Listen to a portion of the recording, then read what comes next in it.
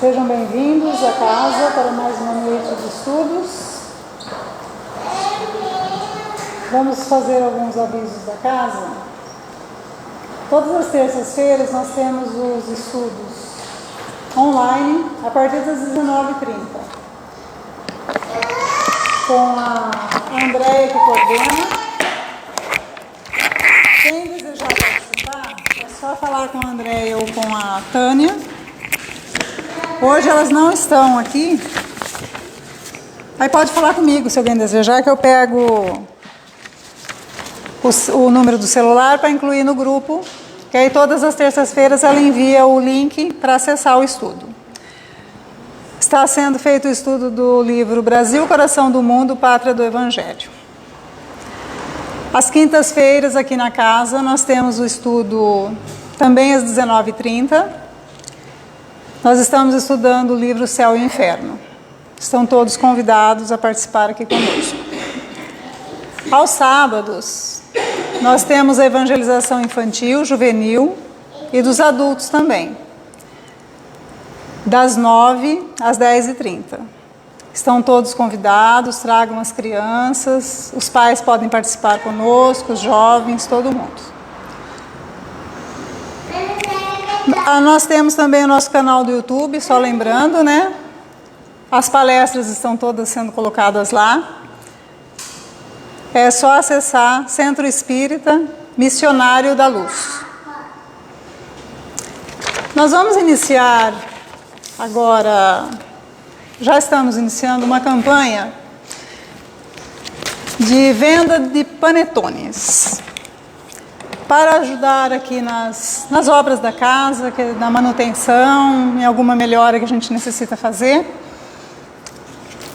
Aí nós estamos adquirindo panetones da marca Bambini. É um panetone muito bom, que a gente já experimentou. Conchal já faz essa campanha há alguns anos. É muito bom, o produto é muito bom.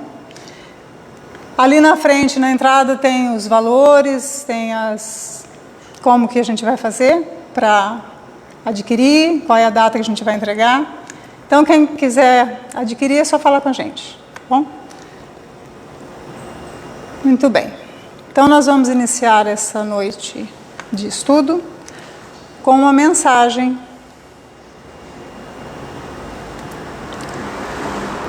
A mensagem é Espiritismo e Você, de André Luiz, através de Chico Xavier.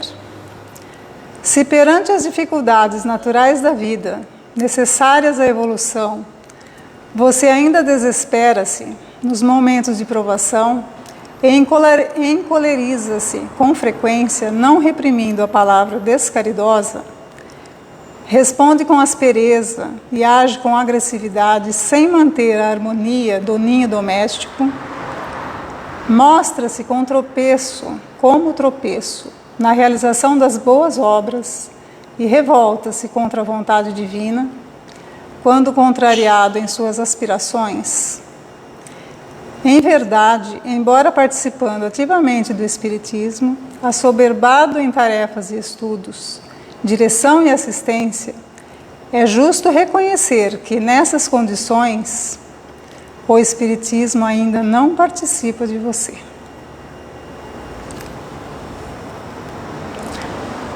Meus amigos, vamos unir os nossos pensamentos e os nossos corações em direção a Jesus, a Deus nosso Pai, a Jesus, mestre, amigo, nosso exemplo, nosso guia.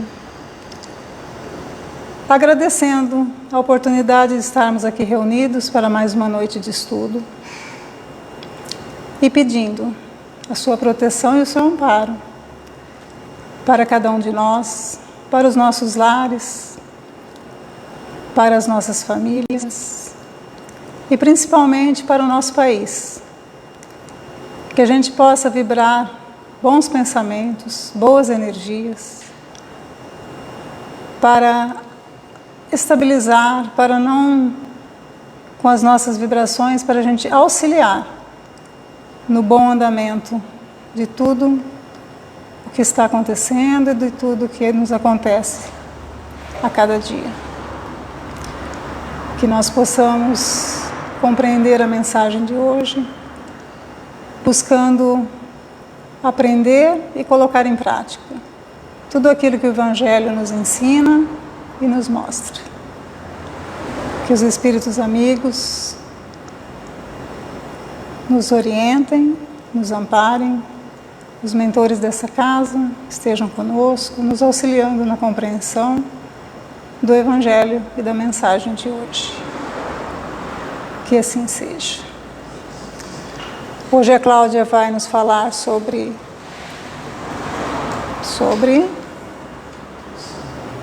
a introdução, o objetivo desta obra, o Evangelho segundo o Espiritismo. Cláudia, engasguei agora aqui. Espera aqui. Tá certo? Boa noite a todos. Mais uma vez, agradecendo a espiritualidade, né, de podermos estar aqui hoje reunidos, estudando mais um pouquinho e tendo a oportunidade de tentar colocar em prática, né, tudo isso que a gente vem aprendendo nesses anos todos que a gente tem abraçado essa doutrina, né?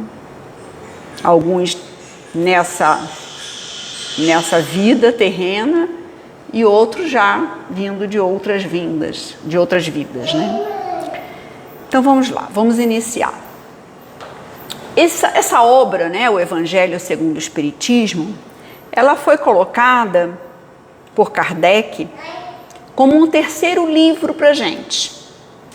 Nós sabemos que nós temos 5 livros que são a base do nosso estudo, base da doutrina espírita.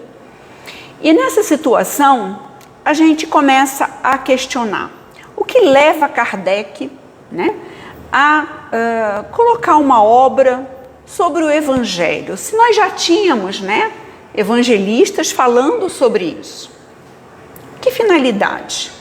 E durante esse estudo, gente, me ocorreu uma dúvida muito intensa e não parava disso aparecer na minha cabeça. Foi essa pergunta que eu fiz aqui, ó. E por que então, se é tão importante essa obra, por que Kardec não começou pelo Evangelho? Vamos tentar entender.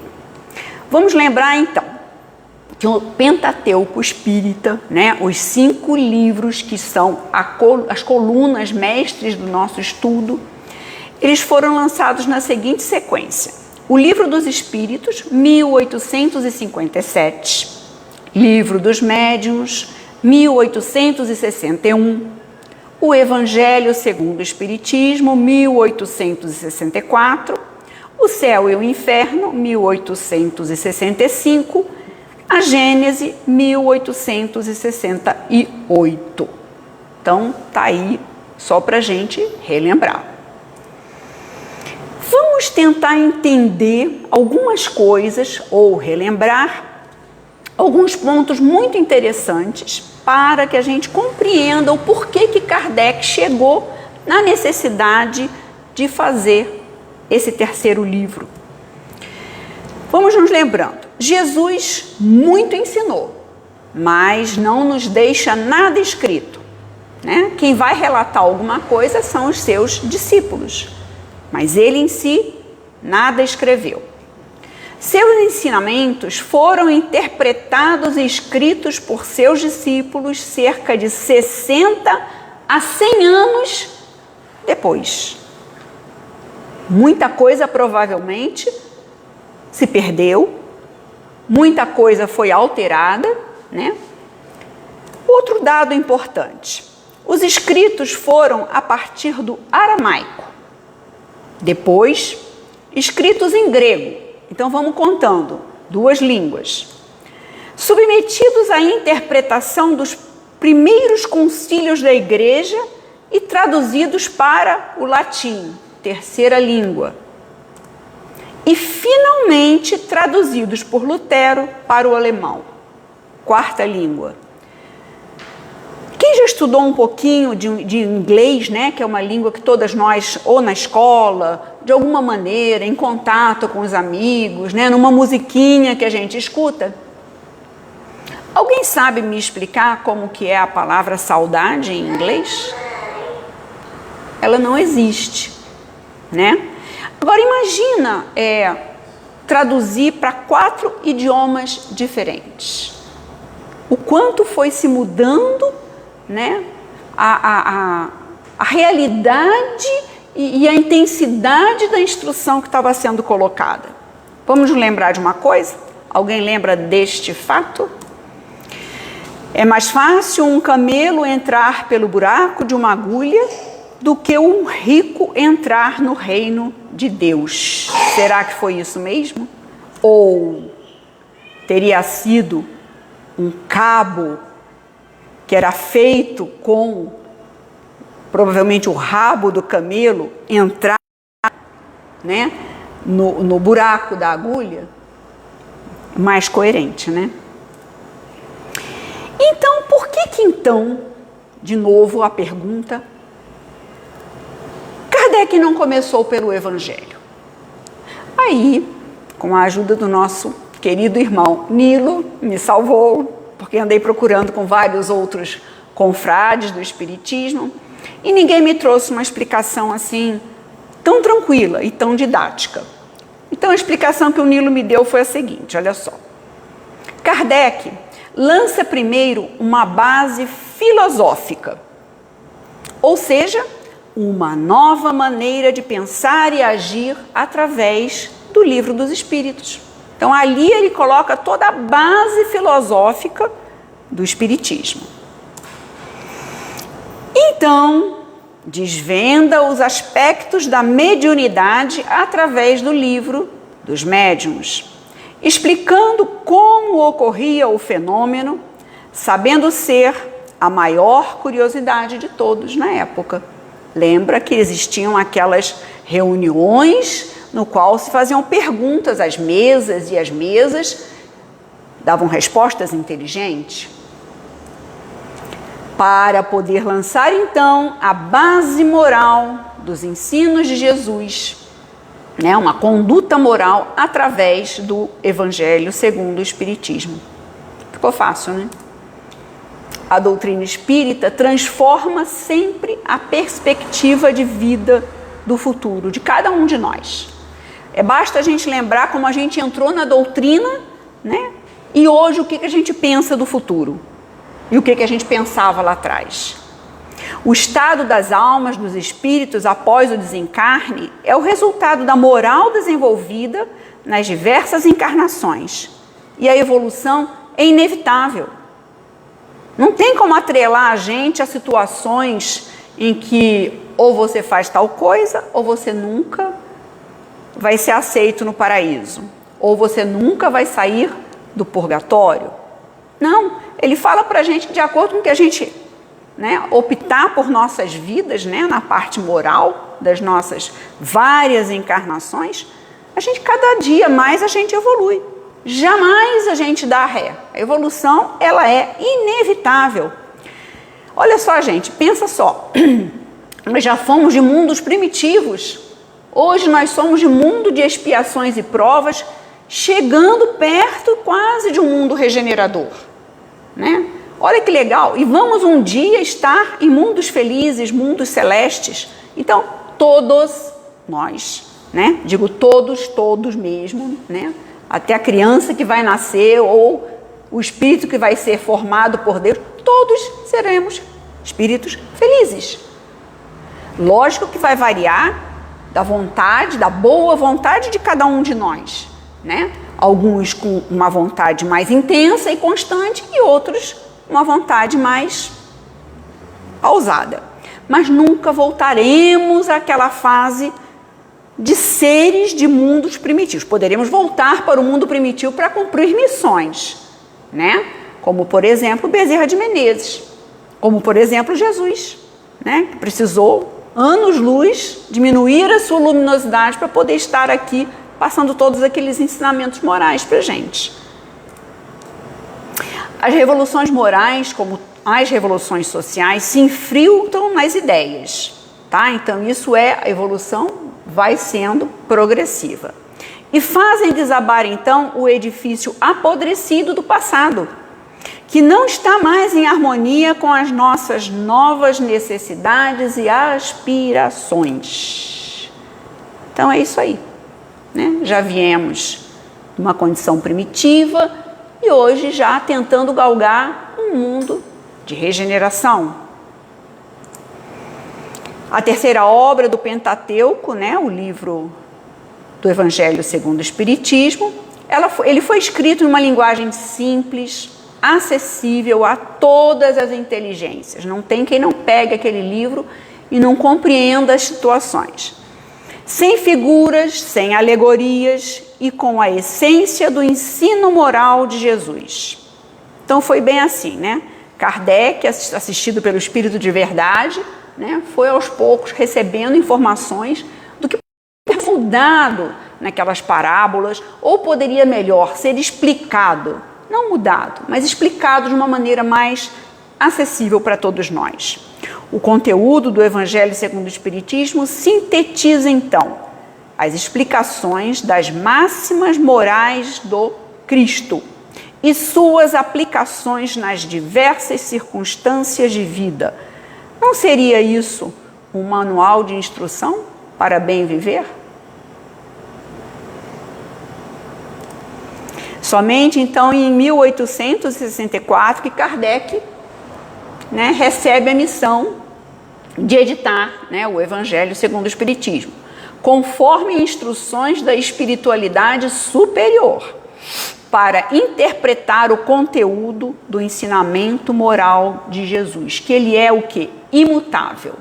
E aí Kardec vai montar um esquema, né, como um bom pedagogo que sempre foi, para que a gente consiga compreender algumas coisas. Vamos lá. Ele divide esses relatos dos evangelistas em 5 partes. Primeira parte seriam os atos comuns da vida do Cristo. O segundo, os milagres. O terceiro, as profecias.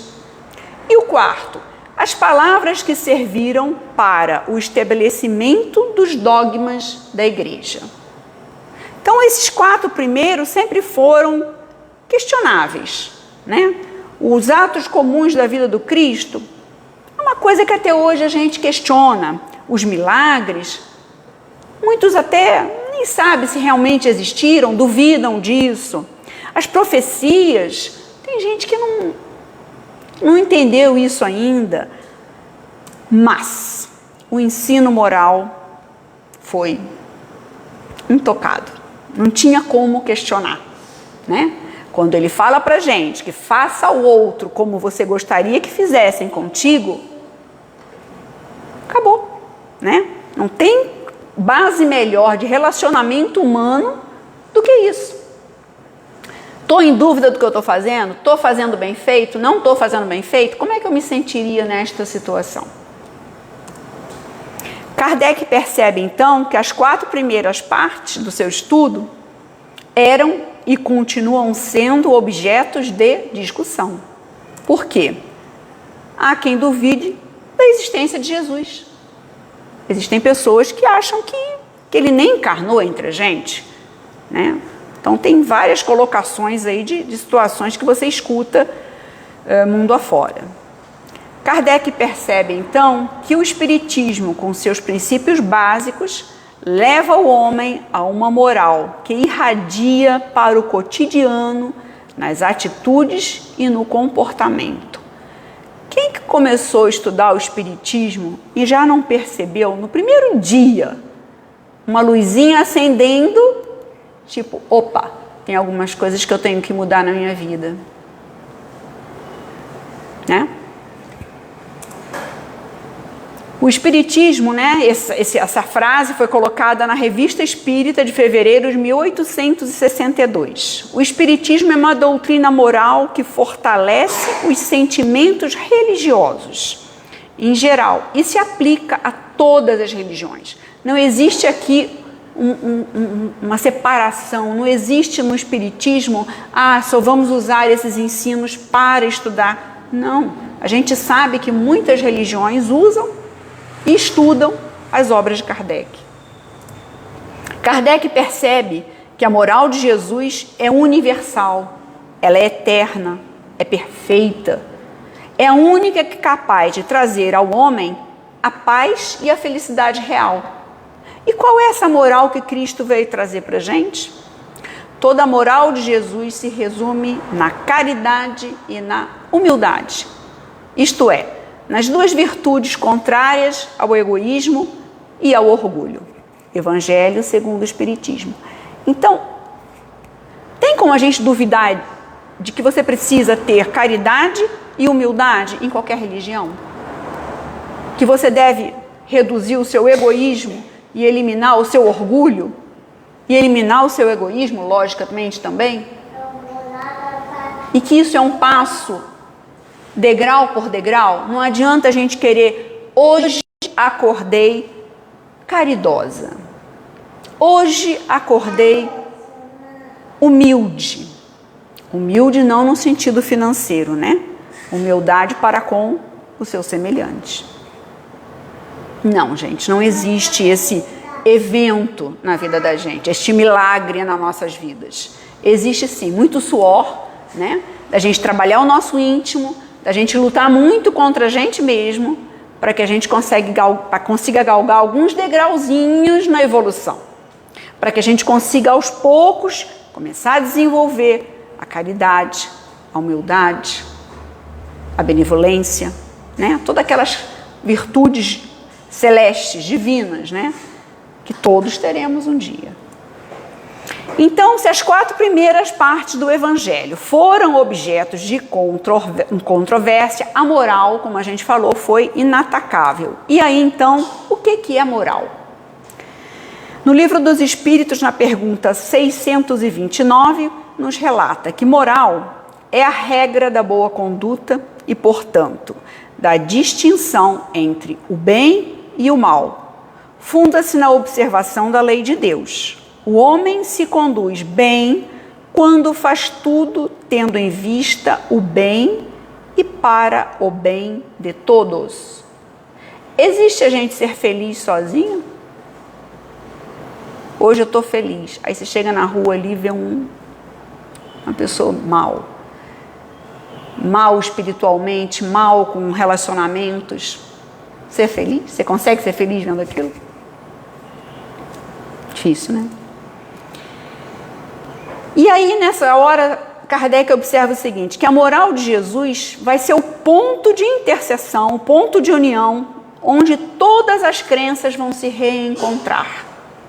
Pois não há motivos de disputa dessa ou daquela religião, mas uma regra de conduta, inatacável, inabalável, básica ali para tudo, né? Como eu falei, para os relacionamentos familiares, para os relacionamentos nossos de conduta no trabalho, né? Para tudo você tem aquele manualzinho ali, Evangelho, né? Lembrando sempre, estou no trabalho, estou fazendo algum serviço, era assim que eu gostaria que fizessem para mim esse serviço? Se sim, estou no caminho certo. Estou em casa tendo uma discussão, era assim que eu gostaria que eu fosse colocada pela família com esse tipo de discussão? Sim? Não? É isso que eu preciso? Não? Então, Kardec reúne então artigos para construir o código moral universal sem distinção de culto. Reúne instruções ditadas por espíritos em diversos países, por intermédio de diferentes médiuns, que são as cartas que Kardec vem recebendo, né, da França e do exterior. Vamos lembrar que nesta época que ele começa a receber essas cartas, que são muito, em volume muito grande, nós não tínhamos WhatsApp, nós não tínhamos e-mail, nem fax tinha, né? Então aquelas cartas que demoravam às vezes 3, 4 meses para chegarem até nós. Imagina isso chegando em grande volume. E aí Kardec observa o seguinte, na posição em que nos encontramos ao receber comunicações de 1000 centros espíritas sérios em diversos pontos da Terra, devemos observar a concordância. Ao estudar as comunicações vindas da França ou do estrangeiro, reconhecemos pela natureza das revelações que tende a entrar por um novo caminho. No Espiritismo, então, o Evangelho é um instrumento de aperfeiçoamento, renovação íntima e constante adequação à vida. Então, a vida vai ter o quê? Aqueles solavancos normais que a gente viu no comecinho do nosso estudo, a mensagem. A gente vai ter que passar por aqueles momentos difíceis, né? Faz parte do planejamento para a nossa evolução. Lembra, a gente não veio passear aqui no planeta, né? É um manual insubstituível de adaptação do homem às crescentes formas de vida. É um manual extremamente atual, né? Cada dia que você lê ali, você fala assim, nossa, parece que ele sabe que eu estou vivendo isso hoje. É para mim que ele escreveu. Refletindo sobre o conteúdo moral do Evangelho, olha o que a gente observa. O homem, o ser humano, cria novos hábitos e atitudes. Sim, né? Aprende a como exercitar a paciência. Sim, por quê? A gente sabe que no futuro tudo vai dar certo, né? A gente sabe que naquele momento não vai dar para fazer, mas vai dar certo. E a fé, ela se torna ativa, né? A gente tem fé no futuro, a gente tem fé no que tudo vai dar conforme Deus determina. O Evangelho é ainda uma regra de conduta que abrange todas as circunstâncias da vida privada e da vida pública, ou seja, a sua parte, né, de resolução de família, de amizade, de companheiros e também no dia a dia, no pegar o ônibus, né, os relacionamentos de trabalho. Veja se vocês hoje, após lerem um pouquinho sobre o Evangelho, sobre as obras básicas, não tem uma nova conduta no trabalho. Eu sinto isso em mim. A gente muda bastante. O princípio de todas as relações sociais são fundadas em rigorosa justiça no Evangelho.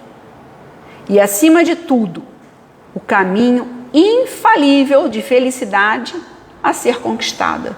Então, é aquele manualzinho ali que está na dúvida, abre ele aleatoriamente, gente. É incrível. Todas as vezes é perfeito. Na Gênese, a gente vai encontrar o seguinte aviso. O Espiritismo, longe de negar ou destruir o Evangelho, confirma e explica pelas leis da natureza tudo o que o Cristo disse e fez.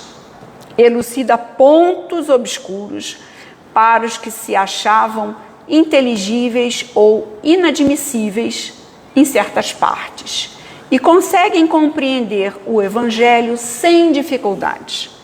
Então, torna uma leitura fácil, agradável.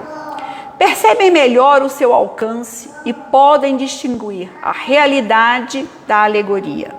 O Cristo parece maior, não um simples filósofo lá, né, há 2000 anos, mas um Messias divino, né?